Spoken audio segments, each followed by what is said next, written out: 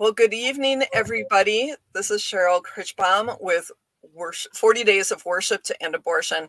And as we finish these 40 days, we're readying ourselves to go out and lovingly reach people for life and for Christ. And so, as a way to help us do that, I wanted to share with you this really beautiful necklace that I'm wearing, which was designed by my friend Cindy Howard. So let me introduce you to Cindy. Let's see, gotta remove that. So this is my friend Cindy Howard. She designed this beautiful pendant and she uses it to spark conversations for life. So welcome, Cindy. Thank you for joining me tonight. Cheryl, it's an honor for me to be with you, and I am so grateful that the Lord crossed our paths, and we knew immediately there was something in store for us. Yes, we did. Yes, we did. Yes, thank the Lord for mutual friends, right? Yep. All right, so Cindy, tell us the inspiration for this pendant. How did it come about? I would say that in one word, the inspiration is life. I mean, that goes without saying, but extravagant life, the extravagant gift of life that God's given us. The pendant started without me having a clue that God was bringing me on a journey.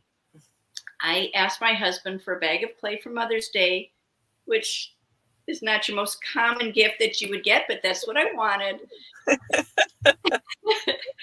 I set up a little studio in the corner of my garage, and I said, God, thank you for the art talent you've given me. I want to do something that honors you. And immediately, I got this image of a preborn baby and making it into a wall plaque. And that's what you see behind me. And I started forming it. So that's the basic start of it. I'm going to come back and give you a few details because it's just so cool to see how God has orchestrated every single step. I made the wall plaque that you can see back there. Friends and family said you have to turn it into jewelry. So I turned it into jewelry, and then God said, honey, this isn't just for you. This is to yeah, I kind of a little late in here. This is to go around the world and speak for life. I'm like, okay. So backtracking, when I was making the clay piece, I had a group of women over at my house, and we were going through a book of Everybody's Normal Till You Get to Know Them. Great book on transparency.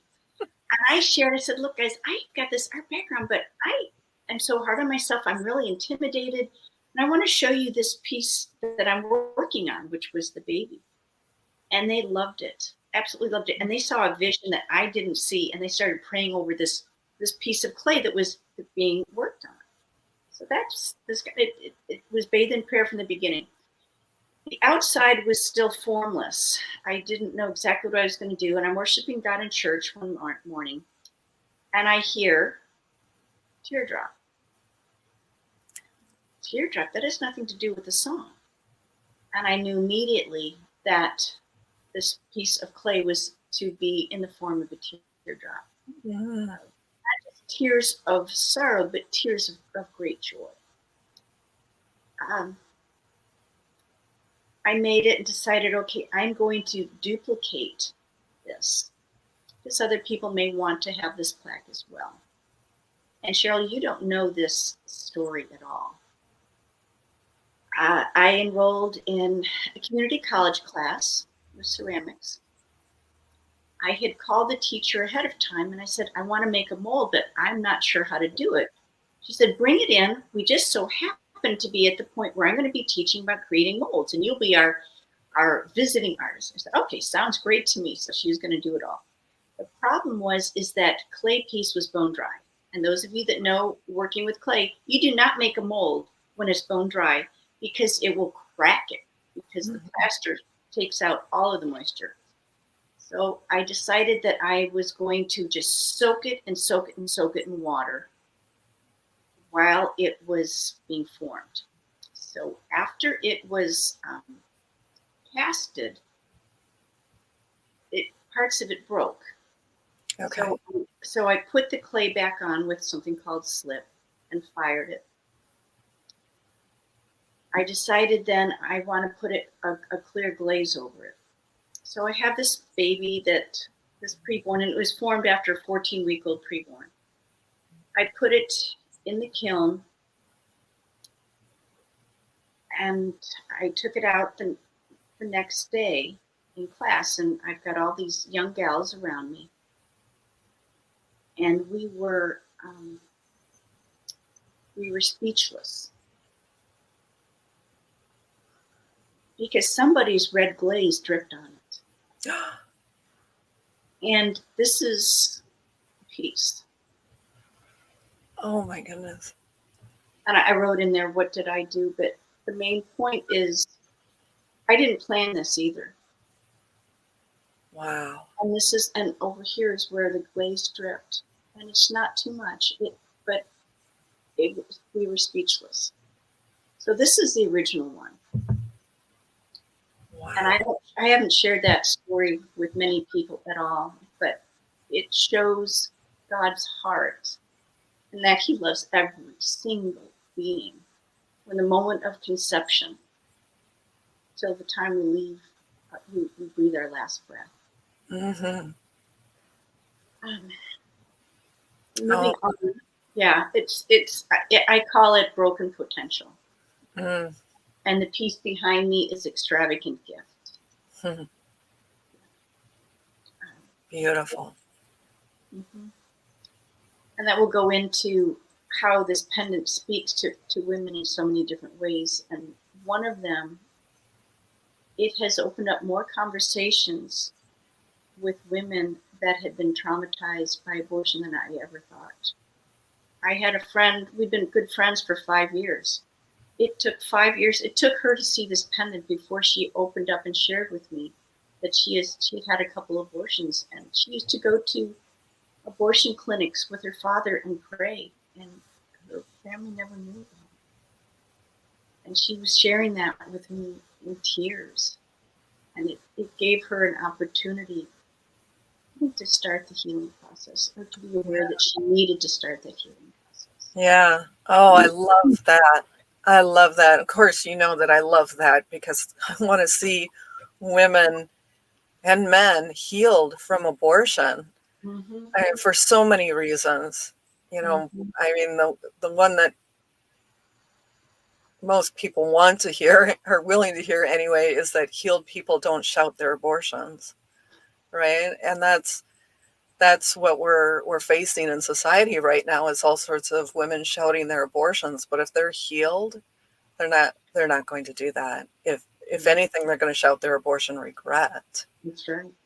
But we don't want a society of people walking around like zombies, and we don't want a church that is wounded.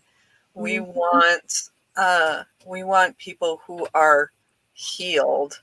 Mm-hmm. And as Serena and I talked about, you know, just in the church, the amount of wounded people, women and men, wounded from abortion, and the number is way too high. And if the church is really going to make a difference, we need to get healed. Absolutely. Absolutely. Yes. I just love that. I love that. Yeah, that is just so beautiful that opened up a conversation. Because a lot of people don't even know that abortion healing is available. That's true. And when I went to my first conference, it was either with Heartbeat International or with CareNet. I was way in the corner, so people did find me eventually. And one gal came up, and I'll call her Dawn. I didn't say a word. And she looked at the image of the pendant, and she looked at me, and our hearts connected. And I knew she'd had an abortion, and she knew that I knew. And her eyes just welled up in tears. And I went over and hugged her, and we had never said a word, ever. She kept in contact with me throughout the years. And she said, Cindy, that started my healing. And I have gone through this program and I am now helping other women that have had abortions. She said, I want to order a pendant with 3 birthstones, even though I have 2 living children. I want people to ask me why. Yeah. I love that. Mm-hmm. I love that. Well, I may need to follow her footsteps. I was already going to talk to you about getting an additional pendant We can do that. to memorialize my daughter, but I may put all 3 on there. I like that idea. It's a wonderful way to memorialize a life that was cut short, and a way to honor them, and a way to just to proclaim their life. Mm-hmm. I've had many women that have done that. Mm-hmm. I don't recommend getting that until you've had your healing. Yeah, I can see that. Mm-hmm. Well, I can also imagine that this would be very powerful for women, couples who have experienced miscarriage. Well, you don't know this about me either, but in my pendant, I have a birthstone because my first pregnancy ended in a miscarriage. Oh my goodness, I'm so sorry. We cried. Yeah. And then I never knew, will I be able to have any children? Is there something wrong with me? Right. But I have 3 grown sons. Mm-hmm. I'm so grateful to be a woman and to have had the privilege of being a mother. Mm-hmm. And so this is my promise that I will see Johanna, that we named her Johanna. I figured if God gave me 3 sons, he'd had to have given me a girl. So,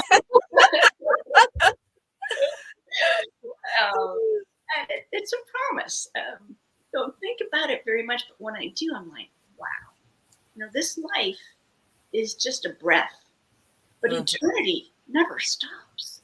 Yeah. Yeah. And our babies are up there waiting for us. And they're looking forward to seeing us. Yes. Yeah. Especially, and when you know Jesus personally, you have that guarantee that you will be reunited. And there's no bitterness in those babies' hearts if you had committed an abortion. They just can't wait to be reunited. Yes, they want their mamas. Mm-hmm. Mm-hmm. Yeah, I had a dream.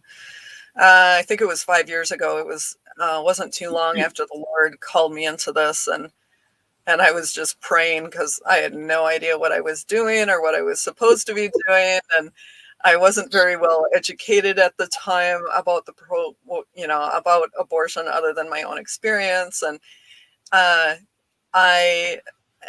at that time had a dream that this baby was just crying. This baby in heaven was just crying. And I asked God, I said, now this baby is in heaven, right? I have this right. And he says, yeah. And I said, so why is the baby so upset? Is the baby upset about abortion? And he said he's upset because his mom doesn't know Jesus. And so as of right now, she isn't going to be reunited with her child, and her child's upset. And I was really taken aback by that. And then I heard him say, there are not enough women from your generation who are coming to heaven right now. And it just this is the very beginning of me getting involved in the pro-life movement, and God just made it abundantly clear that this is a great commission issue. Right. And there's so many facets to the abortion issue, but it is most definitely a great commission issue. And I know personally that abortion separates us from God. It provides it's a huge divide. It just makes that canyon bigger when we take life. And so I want people healed so that canyon isn't there anymore, and they are close to God and they can experience Him, and then feel absolutely confident that they are going to see their child again. And there is nothing, absolutely nothing, that God cannot touch and He cannot redeem and heal and make whole. Mm-hmm. Nothing. Nothing. When He died on that cross, He took the penalty of everything everybody has ever done or will do, and He paid the price. So you cannot say my sin is too big, God can't touch me, because that's a lie. Right. God can touch you, and He wants to touch you, and He wants you to know how awesome you are and how much He loves you, and bring you into that wholeness, bring you to your original design. Don't let anything stop you. Yes. Amen and amen. Yes. Don't let anything stop you. Mm-hmm. Oh, I just love how this pendant has already worked to bring people to a place of healing, to a place of just heartfelt memorialization of their child. Mm-hmm. Oh my goodness. So, those are God connections, very much God leading the way. Have you ever used your pendant to start a conversation? Yes. I was outside my house planting flowers. I had a woman come by wanting to sell me windows. So I listened, sell me windows, okay. I said, well, let me show you what I do. And I brought out my card. Of course, I'm not going to wear my pendant when my hands are in dirt. Yeah. And so I brought her, she goes, oh, that's a baby. And I said, yes. Because I have learned not to tell people what it is, because it will speak to people in 3 different ways: celebrating life, how grateful they are to be a grandparent, to be an adopted person, to just be a mom. And they celebrate life, remembering life, memorializing a life that's been cut short, and also being able to honor life, those 3 areas. So I'm talking with this woman, and she goes, oh, I just love those babies, and we really got to speak for them. I said, yes, we do. They're just precious. But then I said, but it's also to speak to women that have a hidden regret. And with that, she stopped talking, and her eyes welled up with tears, and she burst into crying. Oh, wow. And so I sat her down to the bench, and she opened up and shared her heart about the abortions that she had had. Oh, wow. Yes. Another story. This is different. This has to do with honor and defend life. I went to Bed Bath and Beyond right before it closed, so I was in a hurry. And one of the sales guys, young guy, was helping me get some placemats. And somehow choice came up, and he goes, oh yes, we really need to give women choice to do what to do with their body. I think I pointed to my pendant, and I said, well, what part of the woman is she getting rid of when she has an abortion? And so we had a very interesting dialogue. And he said, well, we'll just have to agree to disagree. I said, you mean agree to disagree, that it's okay to take a life? And he was quite shocked that me being a female was very pro life. I'm very pro choice with my own body, not with somebody else's. Yeah, right. So I've had a lot of conversations that speak the gamut. I was going through TSA through the airport, and the person that has to check, with the wand, she goes, oh, I like your necklace. I want one. So I had to open up my suitcase right then after I got through security. And and I've had people that I can tell are angry. Yeah. It just speaks without a word. And I think that goes back from the beginning, that this wasn't my idea. This was God's, and it was prayed over from the beginning. Mm-hmm.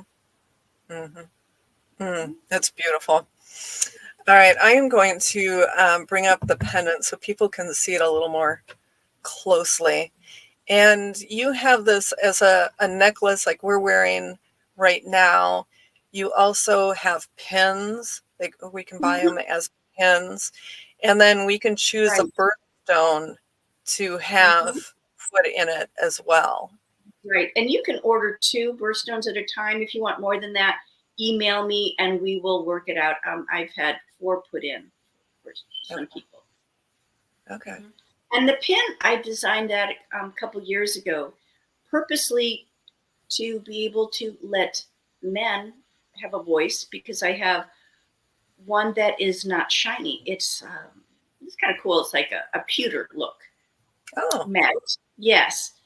So they could feel more comfortable wearing something, and they can wear it on a jacket, they can wear it on a lapel, whatever. I also have the shiny one.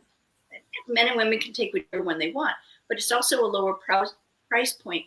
This one that you see, the pendant itself, is sterling silver, very high quality. I have it duplicated in Israel. The pins are just regular pins, so you can buy quite a few at a very reasonable price. The younger generation likes to put on their backpacks, oh or yeah. or on a ball cap to start a conversation. And let me say this: there is a wide sphere of being able to share the message of life. There are billboards, there are T-shirts. My niche is to engage in conversations, not to overpower somebody with a message and start lecturing. It is to open up a conversation and let people talk. What's your story? Where have you come from? Are you open to knowing what really happens in an abortion? You can go to my website. Do you need help? Are you in a crisis pregnancy where you need support? On the resource page, we have information for that too. I want people to be able to talk one-to-one with people. Just imagine if hundreds of thousands of people are wearing a pin or a pendant, and we go to the grocery store, or we go into work, or we're at the dentist office and all they see is the pendant, while they're working on our mouth. We can make difference. Right now, social media, for the most part, we're singing to the choir. Okay, Yeah. so what? We are supposed to be salt and light, and we are at a dire time in our history right now. It's you know that, and the censorship is, to me, it's equivalent to what's in other countries that I won't say out loud, but it's equivalent. It's that bad. Mm-hmm. We don't have to be censored, and we're supposed to be the salt and the light, and the bridge that you can make with people. And if you are concerned about, well, how do I answer, if somebody comes at me with this, how do I answer that? A lot of times you just respond with a question. But I also have resources on the website that can help you. Which brings me to the next point that I know you're going to ask me about. That Yes, the Life Forum. Tell us about the Life Forum. the Life Forum. It's my first ever forum. I'm so excited, and the main emphasis is become an influencer. My guest speaker is going to be Cheryl. Now, how does my hand go? Yes, I'm pointing it the right way. Is Cheryl.